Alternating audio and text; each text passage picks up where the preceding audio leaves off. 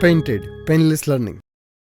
નમસ્કાર વિદ્યાર્થી મિત્રો, આજે આપણે ધોરણ 6 વિષય વિજ્ઞાન પાઠ નંબર 7 ગતિ અને અંતરનું માપન તમારી સ્વ અધ્યયન પોતેનું સોલ્યુશન લઈ અને તમારી સમક્ષ આવ્યા છે.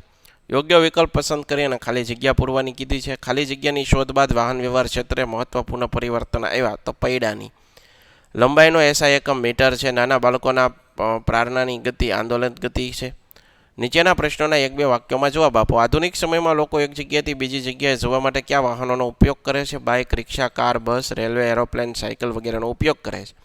તમે શાળાએ કયા પ્રકારની ગતિ કરીને પહોંચો છો? અમે શાળાએ અવ્યવસ્થિત ગતિ કરીને પહોંચીએ છીએ. રીનાબેન અને હેતલબેન વેત કે પગલાંની મદદથી અંતરનું માપન કરે છે. બંને બહેનો ચોક્કસ માપન કરી શકશે. શા માટે?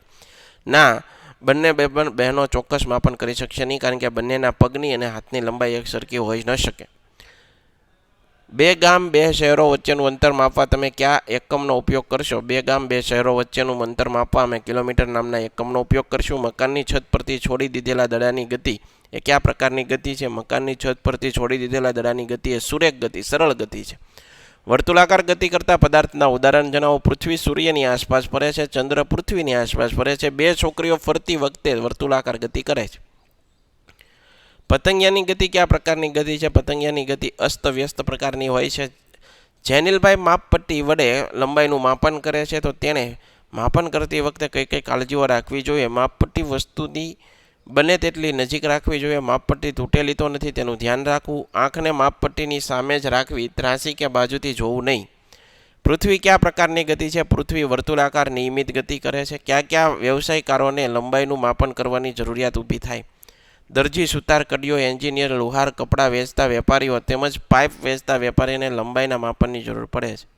મિત્રો, હજી સુધી જો તમે અમારી પેન્ટેડ એપ્લિકેશન ડાઉનલોડ નથી કરી તો આજે જ ગૂગલ પ્લે સ્ટોર પર જે પેન્ટેડ એપ્લિકેશન ડાઉનલોડ કરી લો, જેની અંદર તમને દરેક વિષયના સ્વાધ્યાય પોથી, એકમ કસોટી, આ ઉપરાંત તમને સ્વ અધ્યયન પોથીના સોલ્યુશન સાથેના વિડીયો મળી છે. ધોરણ 9 અને 10ના વિદ્યાર્થીઓ માટે લાઈવ વિડીયો લેક્ચર્સ, દરેક વિષયની વિષય વાઇઝ PDF પ્રોવાઈડ કરવામાં આવશે. ભાવનગરની અંદર તમે વસવાટ કરો તેના માટે ધોરણ 8 થી 12ના તમામ વિષયોનું કોચિંગ પૂરું પાડતી કોચિંગ ઇન્સ્ટિટ્યૂટ આલ્ફા એકેડમી કાર્યરત છે. તમે એમાં જોડાઈ શકો, એનો સંપર્ક કરી શકો.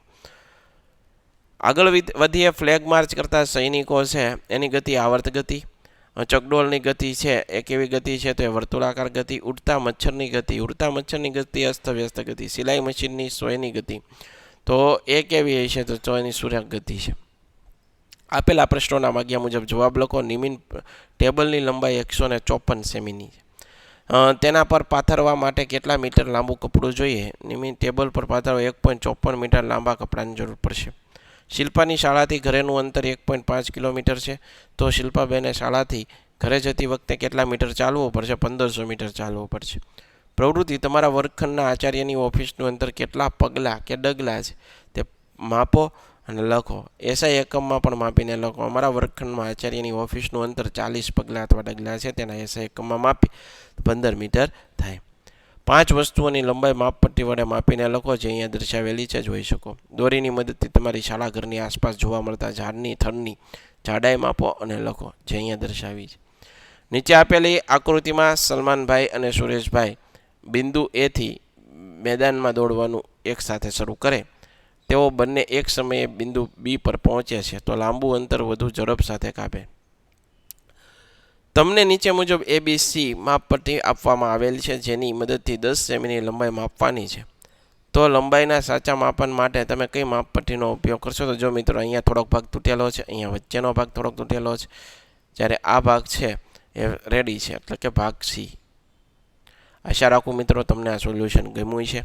ફરીવાર નવા વિડીયો સાથે મળતા રહીશું. ત્યાં સુધી અમને રજા આપો. જય હિન્દ, જય ભારત, ધન્યવાદ. Painted painless learning.